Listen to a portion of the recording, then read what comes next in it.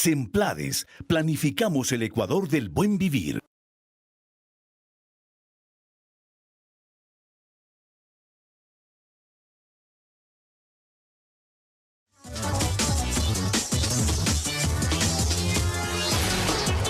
Buenas noches. Este 15 de enero la Revolución Ciudadana cumplirá 8 años en el poder. Este proceso, liderado por el economista Rafael Correa Delgado, se ha sometido a 10 elecciones, las cuales ha salido triunfante. Durante este tiempo se recuperó el papel protagónico de las instituciones del Estado, antes relegado por la voluntad política de quienes quisieron que lo público se redujera a su mínima expresión y que la gestión privada sea protagónica en el afán de multiplicar el capital. En ese nuevo escenario de relación de fuerzas, ¿cuál es el saldo fundamental en este inédito capítulo histórico del país? ¿La Revolución Ciudadana ha podido o no provocar los cambios fundamentales e irreversibles que requiere el Ecuador de inicios del siglo XXI? Es el tema de esta noche. Bienvenidos, bienvenidas.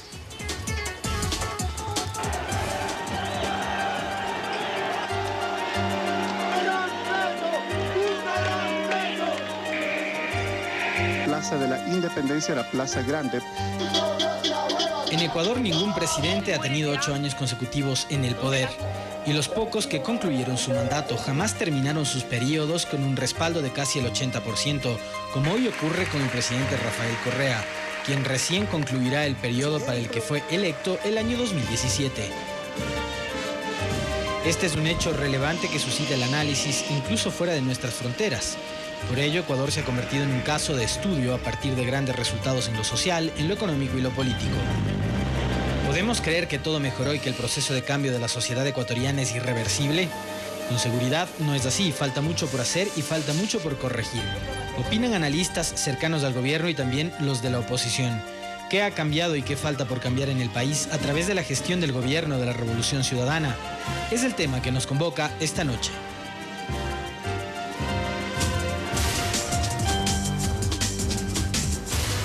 Saludos cordiales, nuevamente con nuestros invitados. Se encuentra con nosotros Pavel Muñoz, el titular de la Secretaría de Planificación. También está Juan Pazimiño, historiador, analista, para que tratemos este tema que sin duda concita la atención de los ecuatorianos y del mundo. 8 años ininterrumpidos, un mismo presidente, un mismo gobierno, provocando transformaciones que por supuesto ameritan el análisis. Desde esa perspectiva, ¿qué ha sido la mayor fortaleza de este proceso y qué ha sido también la mayor debilidad? Buenas noches, bienvenido. Gracias, Rodolfo. Buenas noches a ti, a Juan y a todas las personas que nos pueden ver. Yo diría que lo principal fue haber disputado las relaciones de poder. El hecho de haber tomado la decisión en el año 2006 de enfrentar a esas viejas élites ya caducas, digamos, tanto en términos económicos como políticos, y disputar el poder fue una cosa esencial. Lo segundo, creo que romper con el dogma neoliberal. El Ecuador lastimosamente tuvo 20 años de aplicar un recetario dogmático en el caso del neoliberalismo y tuvimos 2 décadas perdidas de desarrollo. Y lo tercero, creo que se rescata bien en la nota, es haber recuperado el Estado, la autoridad pública, sus facultades y ponerlas al servicio de las expectativas ciudadanas. ¿Y lo más débil? Yo creo que todavía hay todo proceso, digamos, tiene algunos temas y algunos retos que quedan pendientes. Creo que transformar la matriz productiva del Ecuador es un tema todavía pendiente. Avanzar más radicalmente, a pesar de que tendremos oportunidad de conversarlo, digamos, los niveles de igualdad en la sociedad ecuatoriana han mejorado significativamente, pero todavía tenemos, digamos, injusticias sociales que nos resultan intolerables aún. Me parece que ese es un tema fundamental y creo que hay que seguir trabajando en la construcción del poder popular. Al final, seguramente lo que diré, Rodolfo, a final de la entrevista es que lo esencial es que para sostener los cambios ya alcanzados, los logros, los derechos conseguidos, lo más importante es que tengamos un poder ciudadano, un poder popular, una ciudadanía que independientemente de los gobiernos que vengan en el futuro, ¿no es cierto?, asuma que estas conquistas ya son suyas y las defienda en el tiempo. Con Juan Pazimiño, ¿qué ha sido lo mejor y qué ha sido lo peor? En primer lugar, el gobierno del presidente Rafael Correa marcó un nuevo ciclo histórico en la vida del país. Así como podríamos decir, en el siglo XIX, la revolución marxista o la Revolución Liberal marcaron nuevos ciclos. En el siglo XX la Revolución Juliana marca un ciclo y la Revolución Ciudadana ha marcado un nuevo ciclo histórico. No es un asunto que podría sonar como propaganda, ni mucho menos. Simplemente, si es que examinamos lo que ocurrió entre 1979 y 2006, en todo ese ciclo hubo ciertamente distintos gobernantes, pero en la conducción económica, en el eje político que ocurrió, en la conducción económica se edificó un modelo empresarial inspirado en el neoliberalismo. En materia política se constituyó un estado de partidos en el cual la clase política se volvió irresponsable frente a la sociedad. Y esa combinación lo que provocó es un manejo de la vida nacional que provocó un sistemático deterioro de las condiciones de vida y de trabajo de la población, una fuerte emigración, una desvalorización de la conciencia nacional. Y eso es lo que... Y el nuevo ciclo que abre el presidente Rafael Correa desde el 2007, no hay duda alguna. ¿Cuál es la debilidad principal? La parte económica, la parte social, la parte política, la parte cultural, la identidad latinoamericana, etc. La parte más importante, a mi modo de ver, es doble en lo económico y en lo social. Construye el presidente Rafael Correa con su equipo y con el apoyo ciudadano un tipo de economía que supera el neoliberalismo y que camina en la proyección de lo que dice la Constitución del 2008, una sociedad con una economía social, solidaria, hacia el buen vivir. Y en materia política, haber superado el estado de partidos y constituir un poder, como dice Pavel, un poder ciudadano que es el eje del Estado. La mayor debilidad, y ahí voy a coincidir nuevamente con Pavel, porque también he escrito sobre ese tema.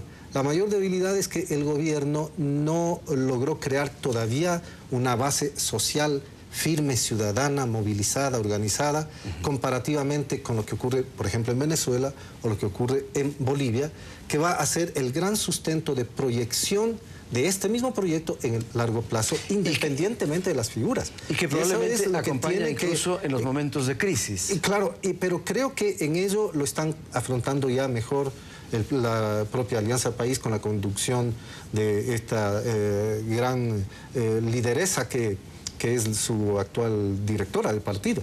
Y por ello yo confío en que las cosas irán cambiando. Pero no hay duda que se abrió un nuevo ciclo histórico en el país y que por ello se generan esas incomprensiones, intolerancias y valoraciones a veces subjetivas sobre el proceso que estamos viviendo en el país. Muy bien.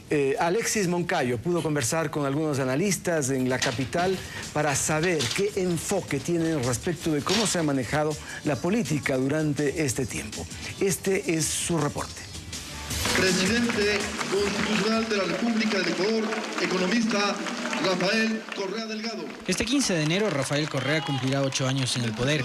Declarar un feriado bancario por Resulta lejana la inestabilidad que vivió el Ecuador a finales del siglo pasado e inicios del siglo XXI. Simón Pachano, analista político y catedrático, encuentra 3 razones fundamentales para llegar a este momento. La desconfianza, la crisis de los partidos políticos, que generó en la población un rechazo muy fuerte.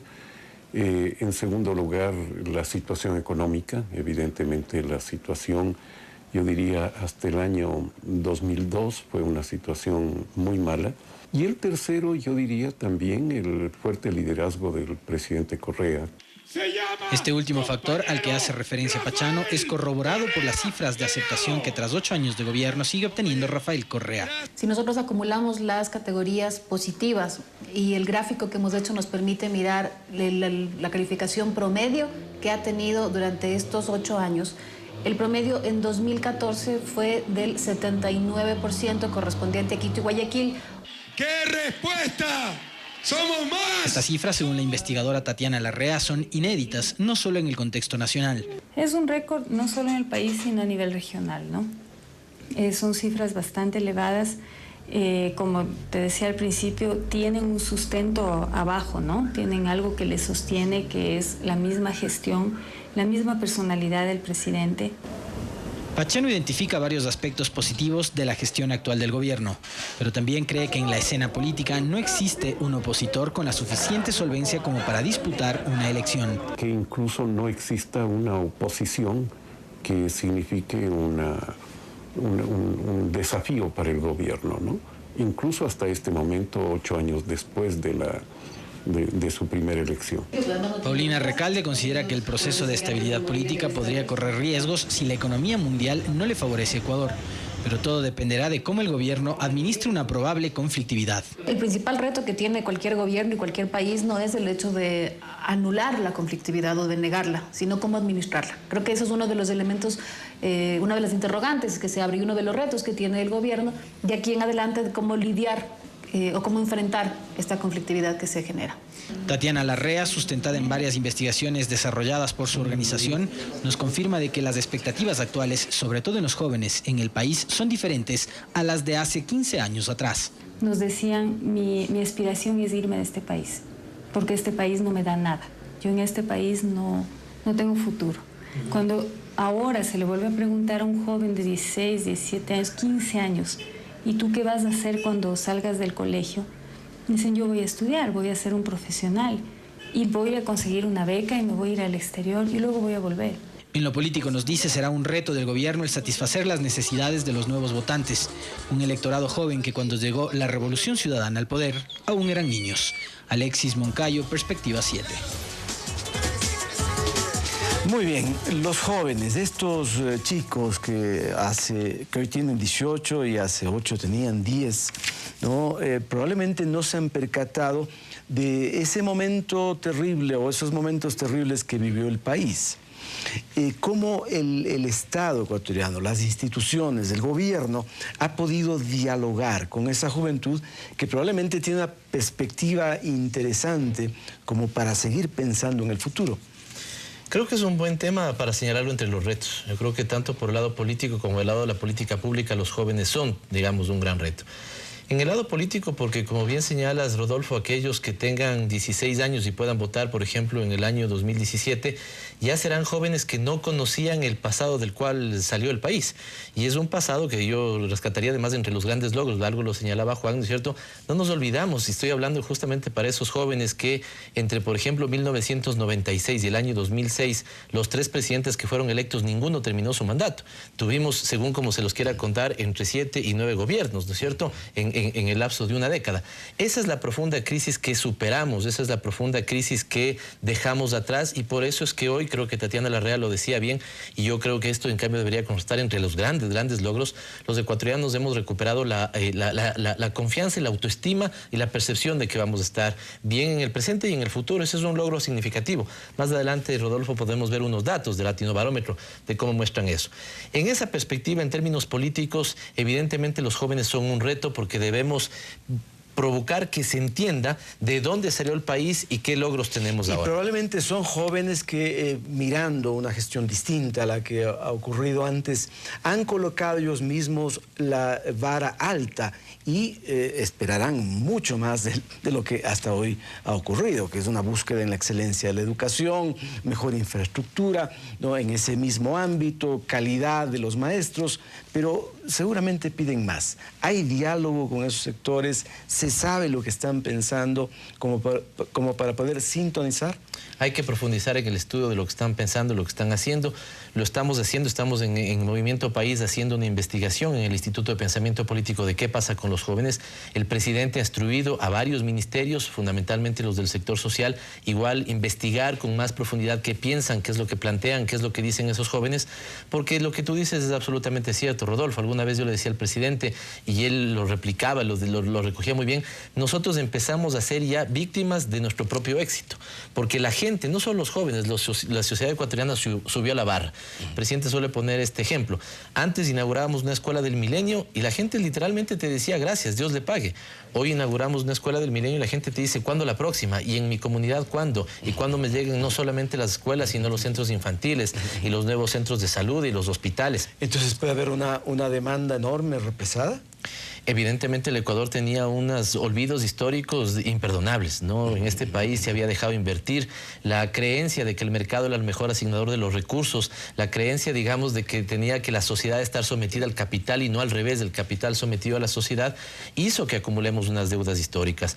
Por eso hoy cuando hemos hecho carreteras, digamos, centrales hidroeléctricas, proyectos multipropósitos, escuelas, universidades, centros infantiles, la gente en un primer momento valoraba porque no lo tenía, pero hoy sabe, ¿no es cierto?, que que esos son derechos que todo gobierno debería alcanzarlos y los niveles de exigencia han subido significativamente en la sociedad ecuatoriana. Los analistas, tanto dentro como fuera del país, se asombran de mirar esos niveles de popularidad con los que actualmente se encuentra el primer mandatario. Casi el 80%, 79% dice perfiles de opinión. Esto absolutamente inédito. 8 años después de una gestión ininterrumpida, probablemente los historiadores tendrán que marcar, y ha dicho Juan Pacimiño, como un ciclo distinto, trascendente dentro de la historia del país. Pero ¿qué ha hecho que permita que el presidente Correa mantenga niveles tan altos de popularidad? El cumplimiento de ofrecimientos, la coherencia ideológica, el sentido de responsabilidad frente a la población, el cumplimiento además de metas sociales evidentes que no solamente son reconocidas en el país, sino por las principales entidades internacionales, la CEPAL, el Programa de las Naciones Unidas para el Desarrollo, e incluso, paradójicamente, varios de los informes del propio Fondo Monetario Internacional, que advierten que en el Ecuador hay, por ejemplo, en economía, un modelo distinto al que se manejó en el pasado y que ha dado resultado. Y si vemos en el ámbito internacional, en América Latina el gobierno actual es un referente también de la región, y a nivel internacional, en Europa, en los Estados Unidos, hay mucha inquietud para seguir lo que ocurre en nuestro país. Hay un cambio evidente de la sociedad. La juventud que tú decías no vivió exactamente ese ciclo histórico anterior. Voy a poner un ejemplo. A los estudiantes de mi facultad en Economía en la Universidad Católica les presento siempre al final del semestre un documental. Tú conoces el autor, 25 años de democracia en Ecuador. Y cada vez las nuevas generaciones se sorprenden de ver lo que ocurría, por ejemplo, en el Congreso del pasado. Y se sorprende por ver algunas de las figuras de presidentes de la República que realmente no tenían noción de cómo había sido su estructura de gobierno político. Y claro, si comparamos lo que ocurría entre 1979 y 1996, son 17 años, hay 5 gobiernos. Desde 1926 hasta el 2006, en una década, 7 gobiernos, una efímera dictadura y los únicos 3 presidentes electos derrocados. Sí. Con un Congreso, además, que no tiene ninguna responsabilidad frente a la sociedad. Así es que lo que ha ocurrido también es una recuperación ya no solo del Estado, sino de la institucionalidad nacional y afirmación de una nueva institucionalidad, que es lo que tampoco se suele entender. No es la misma institucionalidad estatal del pasado, es una nueva institucionalidad sin embargo, Juan, yo debo destacar también que hay analistas, obviamente muy vinculados a la oposición, que reconocen una gestión gubernamental importante, pero también consideran que esa gestión ha impedido que las entidades, que las organizaciones políticas pudieran robustecerse y tener una vida plena. ¿Hay que atribuirle al gobierno esa responsabilidad o qué ocurre en estas organizaciones? Con eso por un sentimiento muy personal. Felizmente ya no existen estas organizaciones políticas de ese pasado. Pero objetivamente hablando, ¿es bueno para una sociedad o se requiere de estas instancias también para que haya un diálogo político? Pero no es un problema de personas, no es un problema de perversidades, es un problema histórico, es decir, viendo con objetividad, los viejos partidos políticos tradicionales ya perdieron el camino del rumbo de la historia y por eso entraron en crisis. No es que el gobierno actual destruyó partidos, todo lo contrario, estaban destruidos y por eso es que este se ofrece como alternativa. Y otra cosa más, el tipo de quehacer político que caracterizó a ese pasado con componendas, amarres, búsqueda de beneficios burocráticos, etcétera, no se ha visto en el juego actual. Por más errores que pueda haber, por más críticas que también podamos hacer a nivel de la micropolítica, de la microeconomía o de la vida cotidiana, un analista tiene que pensar en la perspectiva macro. Y cuando digo un analista, me pongo en ese caso como historiador, viéndolo desde una perspectiva macro.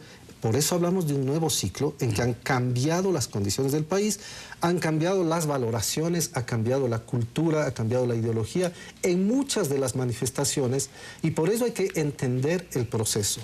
No se puede comprender este proceso con categorías del pasado, caudillismo, populismo, desarrollismo, keynesianismo, neokeynesianismo. No, es otro ciclo, y por ello también es un desafío para los intelectuales advertir que tenemos que crear categorías adecuadas para la comprensión de este nuevo ciclo histórico. Muy bien, vamos a una pausa brevísima. Es Perspectiva 7, analizando los 8 años de Revolución Ciudadana. ¿Qué es lo que está detrás de esta continuidad del proceso?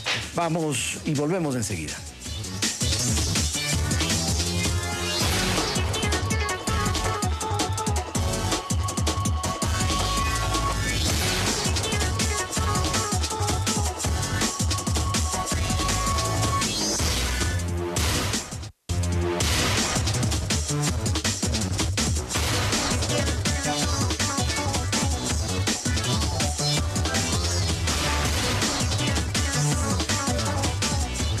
Estamos de vuelta. Se ha marcado en estos primeros minutos del programa la presencia ciudadana en este proceso. Ha habido una participación muy importante. Los partidos políticos y las organizaciones no han podido reactivarse como podía haberse creído que eso ocurriría, pero también internamente, dentro del movimiento de gobierno, al parecer no hay suficientes relevos o no se avisoran relevos de un nivel presidencial. Ese es un tema que ustedes internamente discuten, Pavel, ya que es parte también del contexto que vivimos. Con sinceridad, el movimiento tiene la reflexión animada por el propio presidente de que un proceso como el nuestro no puede depender de un liderazgo, de una persona o varias personas. Nosotros creemos en los liderazgos colectivos, creemos que es necesario, fundamental, es una responsabilidad histórica para nosotros que podamos ir formando cuadros que vayan tomando la posta del proceso. Esa evidentemente es una reflexión política. Y se mencionan, el propio presidente suele decir tales y tales personas perfectamente pueden aquí dirigir el país, pero en la práctica eso no ocurre porque no son figuras relevantes. No se ve un proceso en el cual se los instale públicamente en niveles y en condiciones de vocería tal que uno pueda decir, sí, allí hay un líder.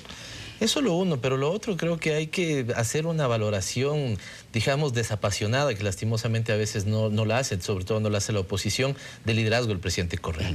Insisto, en el movimiento político reflexionamos que efectivamente ojalá el proceso no dependa de un solo liderazgo.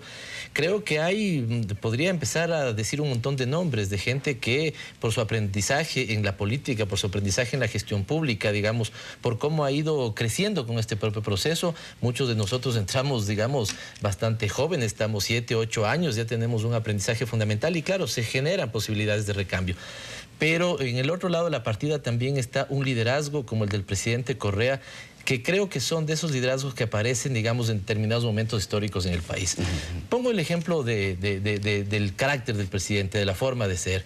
Hay alguna gente que dice, bueno, ese carácter de alguna otra manera, que el presidente debería ser un poco más suave en algunas cosas, algo así. Cambiar de estilo. Cuando de eso se conversa con el presidente, dice, ya están buscando otro, ese no soy yo. Y por el otro lado, creo seriamente de que si no fuera porque el presidente no tendría un determinado, digamos, una determinada actitud frente a las cosas y cómo le duelen ciertos problemas, los problemas nacionales, el país no hubiera cambiado como antes. Hemos descorporativizado este Estado. Este Estado era profundamente corporativizado, burgués. Los sectores que eran objeto de regulaciones eran parte de los cuerpos regulatorios. Este ejemplo que pone el presidente, que suele poner, era efectivo. Te golpeaban el primer día de gobierno la banca, los medios de comunicación y más o menos te dictaban qué es lo que había que hacer.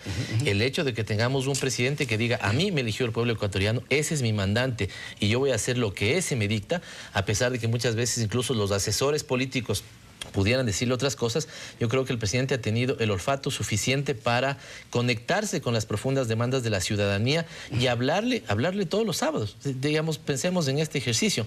A veces uno los sábados termina molido, quiere, digamos, estar con su familia, pero el presidente no ha dejado de lado su convicción de que tiene que rendirle cuentas a sus mandantes, que es el pueblo ecuatoriano, y esa característica, esa propia personalidad, seguramente no está en muchos cuadros. Ese trajinar agota, ¿no? Agota y probablemente la propia ciudadanía dice, Bueno, y no hay alguien más que dé una mano al presidente y atribuyen siempre a la propia entidad, al movimiento de gobierno, una incapacidad en cuanto a haber colocado ya en la escena gente que pudiera hacer relevos.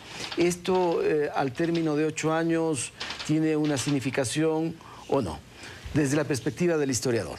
Ante todo, el liderazgo que tiene el presidente Correa es inédito en la historia del Ecuador, por lo menos desde 1979 para acá. Y si es que pensamos más allá, desde 1960 en adelante. Casi 50 años no ha habido una personalidad así. Y no es una cuestión individual o personal, es una cuestión de necesidades históricas. Voy a hacer una comparación con Vicente Rocafuerte, presidente entre 1835 y 1839. ¿Qué país recibe? Y por tanto, ¿qué es lo que Vicente Rocafuerte necesita transformar? Entonces le acusaban de autoritario, de totalitario. Cierto es que él fusiló también, cierto es. Pero no estamos en esa época. ¿Por qué también? Refiriéndose a ese periodo. Me quedé desubicado. También en su época, además de sus actuaciones, tenía que hacer eso. Rápidamente, pasando a nuestra época, o más cercana a nuestra época, Eloy Alfaro es un presidente que hace también un ejercicio gubernamental en que tiene que transformar estructuras antiguas. Y eso no es fácil. Cuando en este momento hay que cambiar todas las estructuras del país heredadas desde 1979, los 80, los 90, el inicio del 2000, no es nada fácil, ante todo en una sociedad donde la economía estaba al servicio de unas élites empresariales muy poderosas, donde la política funcionaba al servicio de una clase, donde la sociedad se deterioraba en sus condiciones de vida material, de trabajo, de desengaño continuo, donde no había un Estado, no había una institucionalidad. Entre los analistas de las propias Fuerzas Armadas sostienen en estos mismos días que la institución militar estaba descuidada desde los años 90 y particularmente después de la firma de los acuerdos de límites con el Perú desde 1998 y que ha sido, lo reconocen ellos mismos, gracias a este presidente y a este gobierno que se reinstitucionaliza mejor la Fuerza Armada. Entonces, en esas condiciones no hay que entender los estilos de gobierno como unos asuntos de naturaleza sentimental, orgánica, sino como un tipo de políticas que responden a necesidades históricas precisas. Y en el Ecuador había que superar un tipo de economía al servicio de élites, una política desnaturalizada frente a la sociedad, había que organizar instituciones estatales y poner rumbo al país en otras condiciones. Correcto. Y también cambiar los valores antiguos de la sociedad, que es lo más difícil hacerlo. Entonces, entendiendo así el liderazgo que tiene el presidente Correa, es difícil que exista un liderazgo alternativo. En las propias filas de Alianza País, claro, habría que esperar que surja un liderazgo, pero sabemos que existe ese liderazgo actual y que está bien que haya sido este presidente el que encauce esas transformaciones a las cuales los ecuatorianos aspirábamos en su amplia mayoría y especialmente en los sectores populares que han sido de los más beneficiados en este ciclo. Diana Sierra pudo conversar en Guayaquil con analistas que abordan el tema económico estos años. ¿Qué ha sido lo más significativo? Veámoslo. La política económica en el Ecuador cambió de manera radical desde el 2007, año en que Rafael Correa asumió la presidencia de la República por primera vez. El analista económico Walter Spurrier atribuye el desarrollo económico de este periodo fundamentalmente a 3 factores. El primero, el incremento de la recaudación tributaria, lo cual le da una cierta autonomía en cuanto a la fluctuación de los precios del petróleo, una cierta autonomía, no total. También a la fuerte inversión en el sector público, apuntalada en los altos precios del petróleo en los últimos años y a la prestación de ciertos servicios por parte del Estado a sus ciudadanos. Y ha significado un fuerte incremento en los servicios de salud, de educación, sobre todo, y el crecimiento de la seguridad social. El académico universitario y economista Leonardo Vicuña destaca otros factores, como la recuperación para el Estado de los réditos petroleros. Los réditos de esa actividad, un 80% iban para las transnacionales. Ahora se ha revertido. Y desde allí ha sido posible fortalecer la base productiva. Ese gasto social que mencionan los dos analistas redunda en una mejor calidad de vida para quienes alguna vez vivieron en condiciones de pobreza extrema. Un ejemplo de ello es Karina Mera, madre soltera de 40 años. Ella se especializa en costura y hasta hace 2 años recibía el bono de desarrollo humano. Hoy ya no lo necesita, pues gracias a ese subsidio logró acceder a un crédito de $400 y montar su propio taller, que además genera fuentes de empleo para otras mujeres del cantón Mocache en la provincia de Los Ríos. Como escuché que hacían préstamos, ¿no? Entonces yo empecé a pensar, yo dije, eso me va a ayudar a emprender, pues no, poquito a poquito ir teniendo lo que uno a veces quiere, ¿no? En este caso yo quería el taller. Hoy en día la economía ecuatoriana enfrenta el desafío de mantenerse a flote con precios del petróleo a la baja. Walter Spurrier cree que si el escenario no cambia pronto, el gobierno debería tomar medidas como reducir sus gastos y flexibilizar las condiciones para la inversión. Se ha pospuesto el papel de la inversión privada y por lo tanto el gran incremento en la inversión pública ha tenido como la otra cara de la medalla una restricción de la inversión privada y por lo tanto la inversión total no ha crecido como debió haber crecido y no se han creado tantas fuentes de empleo productivo. Mientras que Leonardo Vicuña señala que el Ecuador está preparado para salir airoso de la crisis internacional como sucedió en 2008. Creo yo que los megaproyectos permitirán al gobierno sortear la actual situación. Diana Sierra, Perspectiva 7. Muy bien, factores importantes para esta bonanza económica, para esta estabilidad que ha permitido una enorme obra pública. Cambio de enfoque político en la inversión, renegociación de la deuda, mejor recaudación tributaria, pero buen precio del petróleo también. ¿Qué va a acontecerle al país cuando el presupuesto se calcula que un 20% está aportado por el ingreso petrolero? Ese 20% que podría haberse disminuido, ¿qué afectación puede provocarle a la obra pública? Yo quisiera iniciar la respuesta con algo que lo decía Juan y que me parece que es fundamental. Recordemos que cuando nosotros empezamos el gobierno, en las ciencias sociales se discutía si el Ecuador como Estado, como proyecto nacional, era un proyecto imposible, ¿no es cierto?, fracasado y no lo podíamos tener. Por eso creo que lo de Juan es importante. Momentos de construcción del Estado ecuatoriano los podemos encontrar históricamente en Alfaro, en la propia dictadura militar de corte progresista y en el proceso de la Revolución Ciudadana. Entonces ahí lo que tenemos es un proyecto nacional popular, me parece, ¿no es cierto?, la recuperación del país como una posibilidad cierta de nación, como una posibilidad cierta de proyecto social y por lo tanto de Estado. Y en ese sentido es que hemos venido trabajando. Nuevamente, ¿por qué señalo esto? Porque detrás de los buenos indicadores económicos nuevamente vuelve a estar la política. Nosotros decimos que es fundamental que hayamos entendido que el desarrollo es un proceso político fundamentalmente y que las decisiones políticas que hemos tomado, ¿no es cierto?, que han tenido, digamos, como objetivo fundamental el responder las necesidades más apremiantes de la sociedad ecuatoriana. Ya se lo dijo, digamos, renegociación de deuda renegociación de deuda externa, $8.000 millones. Renegociación de contratos petroleros, $3.000 millones. Y puedo seguir enumerando. Pero esto nos permitió que consolidemos la mayor inversión pública de América Latina. El año anterior nosotros invertimos el 15% del PIB, digamos, básicamente toda la inversión pública que hicimos fue el 15% del PIB. ¿Y eso qué es lo que ha permitido? Que tengamos un crecimiento económico mayor en todos estos 8 años que el promedio latinoamericano. Nosotros hemos crecido en un promedio de 4,3%, América Latina ha crecido como al 3,2%. Hemos caído la pobreza, y este es un dato importante para empezar a rescatarlo. Recuerden que a diciembre del 2013 habíamos caído ya 12 puntos de la pobreza. A diciembre del 2014 se suman 3 puntos adicionales, es decir, 15 puntos de caída de pobreza en todo el periodo de gobierno. Asociado con una cosa fundamental, hemos mejorado los niveles de igualdad, ¿sí? Hemos caído 8 puntos del coeficiente de Gini, que muestra si es una sociedad más o menos igualitaria. Antes, el 10% más rico respecto al 10% más pobre ganaba 42 veces más. Hoy esa brecha se ha reducido a 22 veces más. Sigue siendo para nosotros los ratos insultante, digamos, ciertas realidades, pero la sociedad ecuatoriana va cambiando. ¿Cuáles son esas realidades insultantes? Que vale la pena también ponerlas y destacarlas, porque suponemos que esos deben ser los próximos emprendimientos para resolver. Bueno, digamos, el tener todavía una sociedad con severos niveles de injusticia social, de injusticia redistributiva, que insisto, se han venido cambiando significativamente, pero ahí todavía están.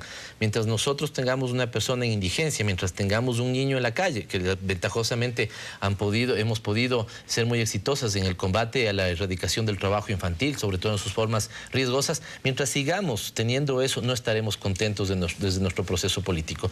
Y un elemento último, Rodolfo, que tú señalabas, también es importante reconocer que en la propia estructura económica se han dado pasos a hacer una economía menos dependiente del petróleo, ¿sí? Veamos lo que hemos hecho en el tema de recaudación tributaria. Perdona, si es que hoy es el 20% de aporte del petróleo al presupuesto general, ¿cuánto fue antes? Me parece que estamos en el 17 precisamente, y no tengo el dato exacto, pero te pongo este caso. Si hoy el ingreso petrolero en el presupuesto general del Estado pesa más o menos el 17% y los ingresos, digamos, tributarios pesan el 47%, la relación antes era inversa. 3 gobiernos anteriores juntos recaudaron 22.000 millones de dólares. La Revolución Ciudadana, aquí ya lo ubico el dato, hemos recaudado cerca de 79.000 millones de dólares. Solo el año anterior recaudamos 13.000 millones de dólares. Esto significa que hemos también cambiado la forma estructural de la economía ecuatoriana y por eso ahora queremos lanzarnos a este reto que decía yo de transformar decididamente ya el aparato productivo para avanzar en 2 temas. En una economía, ¿no es cierto?, que sea, digamos, que le genere valor agregado a sus productos, y la otra, una economía social del conocimiento. Si no apostamos, como lo estamos haciendo, por educación superior, ciencia, tecnología e innovación, no podemos enfrentar los retos de los próximos 100 años. Muy bien, vamos a una pausa comercial brevísima, volvemos enseguida para las conclusiones en Perspectiva 7. Ya venimos.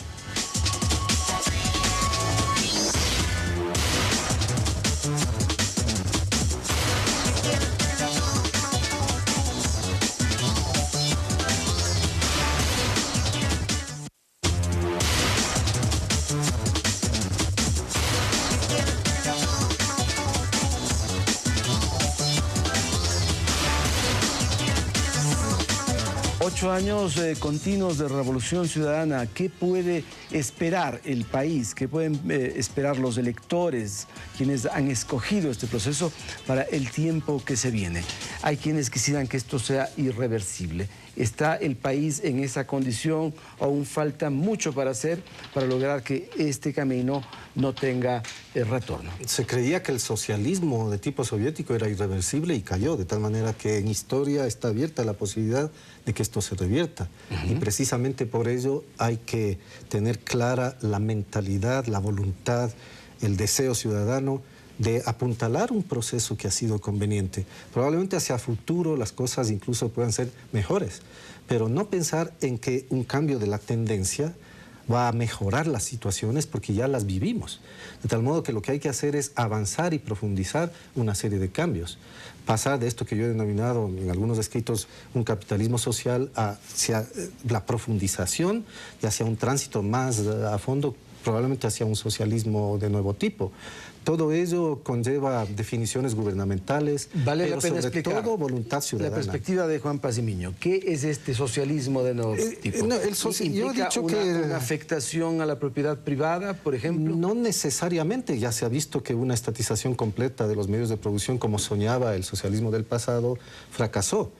Sabemos que hay que combinar el emprendimiento, sabemos que con la empresa privada también se puede jugar en términos de generación de una nueva sociedad, pero al mismo tiempo sabemos que el poder está en la ciudadanía y que ese poder se ha garantizado desde 2007 en adelante con todos los inconvenientes que hay, por ejemplo, frente a movimientos sociales, a los cuales creo yo hay que tender puentes, pero en todo caso garantizar un país de futuro implica saber que estamos iniciando un camino que tiene que profundizarse, no que tiene que revertirse.